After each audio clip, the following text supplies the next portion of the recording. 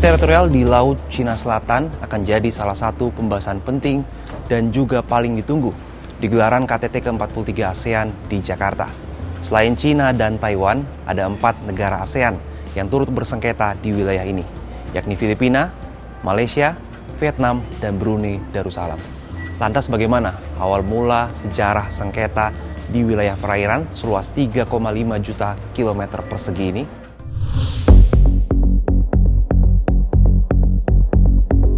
Sengketa Laut Cina Selatan atau LCS mengemuka setelah klaim sepihak Cina atas 80 hingga 90% kawasan tersebut berdasarkan garis batas imajiner yang disebut 9 garis putus-putus atau 9 dash line.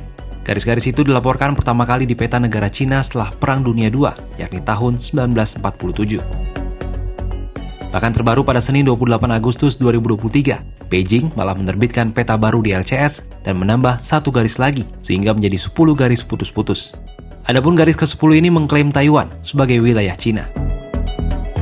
Lalu, jika bukan wilayahnya, kenapa kawasan perairan itu bisa dinamai dengan merujuk nama Cina? Dalam Arsip Kompas, Kamis 30 Januari 2020, sejarawan Universitas Indonesia, Prof. Djoko Marihandono mengungkapkan, penyebutan Laut Cina Selatan bermula sejak abad ke-16, ketika para pedagang Eropa menandai jalur laut dari Eropa menuju Asia Timur dan Cina. Meski menyebut secara langsung nama Cina, tapi Laut Cina Selatan bukan serta-merta milik Cina.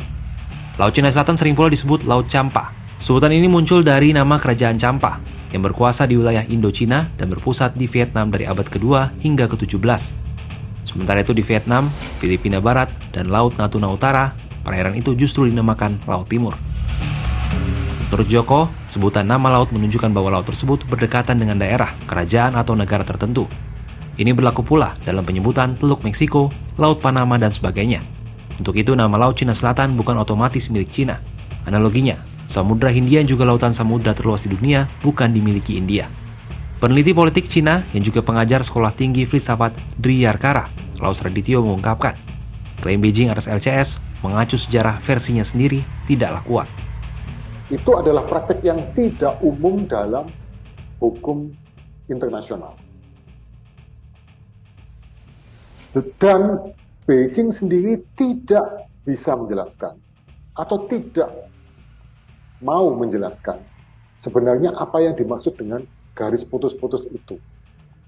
Apakah maksudnya seluruh wilayah maritim atau wilayah laut di dalam garis putus-putus itu dimaksudkan sebagai laut teritorial? Apakah maksudnya itu? Atau garis putus-putus itu maksudnya hanya zona ekonomi eksklusif? Hanya hak maritim itu saja? Tidak jelas. Klaim inilah kemudian yang dianggap bertentangan dengan aturan Konvensi Hukum Laut Internasional atau UNCLOS tahun 1982 yang juga diratifikasi oleh Cina. Dalam UNCLOS diatur tentang zona ekonomi eksklusif atau ZEE.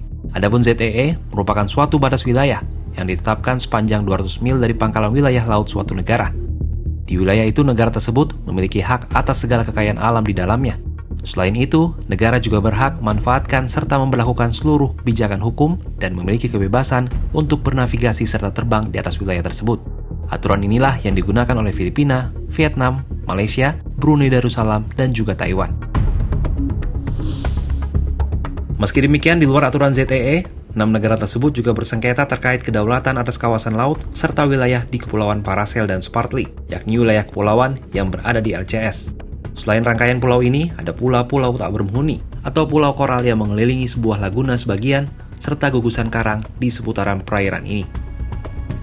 Bahkan, Beijing secara terang-terangan mengklaim wilayah di sekitar Kepulauan Paracel dan Spratly dengan membangun pelabuhan, landasan udara, serta melakukan reklamasi di wilayah ini. Hingga akhirnya pada 2013, Manila mengajukan keberatan atas klaim dan aktivitas Beijing di LCS kepada Arbitrase Tribunal UNCLOS. 3 tahun setelahnya, pada 2016 diputuskan bahwa reklamasi pulau yang dilakukan Beijing di perairan ini tidak memberi hak apapun kepada mereka. Pasalnya dalam UNCLOS, unsur daratan dapat dibagi ke dalam beberapa bagian, yakni pulau, karang, dan terumbu. Dari ketiga unsur daratan tersebut, Cina hanya menguasai sejumlah terumbu di LCS dan mereklamasinya menjadi pulau. Pulau-pulau buatan itu kemudian dilengkapi dengan pelabuhan dan landasan udara. Masalahnya, menurut UNCLOS, pulau buatan tidak diakui sebagai pulau.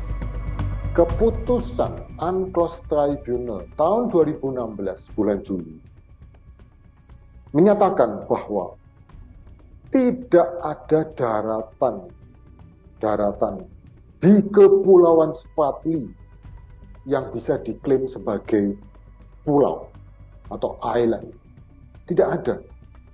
Jadi, dengan kata lain, tidak ada daratan di Kepulauan Spratly, ya, yang bagian selatan itu, yang punya zona ekonomi eksklusif 200 nautical mile. Itu. Nah, jadi, hal itu harus jelas.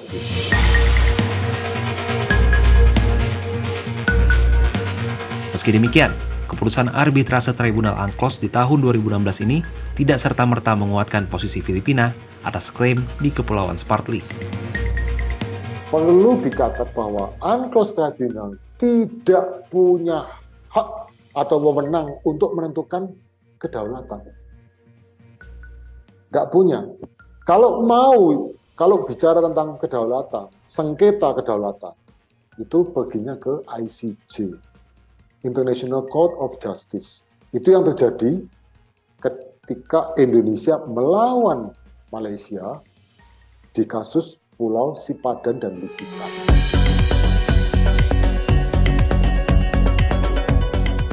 Konflik di Laut Cina Selatan ini belum menunjukkan tanda-tanda berakhir.